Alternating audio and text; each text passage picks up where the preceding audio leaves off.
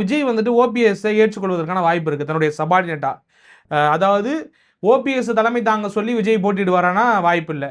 ஏன்னா அவர் வந்துட்டு முதல்வர் வேட்பாளராக தன்னை முன்னிறுத்தி களத்துக்கு போகிறாரு. அப்போ ஓபிஎஸ் தன்னை குறுக்கி கொண்டு தன்னை வந்து குறுக்கிக்கிட்டு நான் வந்துட்டு உங்கள் கீழே வந்து வேலை பார்க்குறேன், நான் உங்கள் கீழே வந்து கூட்டணியாக சபார்டினேட்டாக இயங்குறேன் அப்படின்னு ஏதாவது தனி கட்சி தொடங்கி போயிட்டு ஒரு கூட்டணி கிரியேட் பண்ணலாம். அது மேபி வந்துட்டு ஒரு பாதிப்பை வந்துட்டு இபிஎஸ் அவர்களுக்கு ஏற்படுத்தலாம் தென் மாவட்டங்களில்.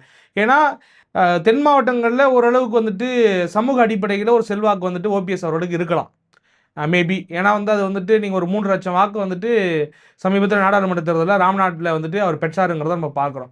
அப்போ இந்த அளவுக்கு தான் அவருடைய அரசியல் களமாடல் இருக்குமே தவிர இனி வந்துட்டு ஒரு பெரிய லெவலுக்கு போக முடியுமா, ஒரு அதிமுகவில் இருந்த நிலைமைக்கு அவரால் போக முடியுமா அப்படிங்கிறது ஒரு கேள்வி. ரெண்டாவது, இங்கே என்ன ப்ளஸ் இபிஎஸ் அவர்களுக்கு அப்படின்னாக்கா, இபிஎஸ் கிட்ட வந்து ஒரு கட்சி இருக்குது, ஒரு இயக்கம் இருக்குது. அந்த இயக்கம் வந்து கிட்டத்தட்ட வந்து ஒரு 30 ஆண்டுகளுக்கு மேலே தமிழகத்தை ஆட்சி செஞ்சுருக்கு. தமிழ்நாட்டினுடைய அதிக காலம் ஆண்ட கட்சியாக வந்து அது இருக்குது. அப்போ இன்னைக்கான சூழலில் எடப்பாடி அவர்களுக்கு தான் செல்வாக்கு இருக்குது. அப்போ எடப்பாடி தான் வந்து அந்த கட்சியை வந்துட்டு அந்த கட்சி தொண்டர்கள் தேர்ந்தெடுத்திருக்காங்க தன்னிச்சையா அப்படிங்கிறத நம்ம புரிஞ்சுக்கிறோம்.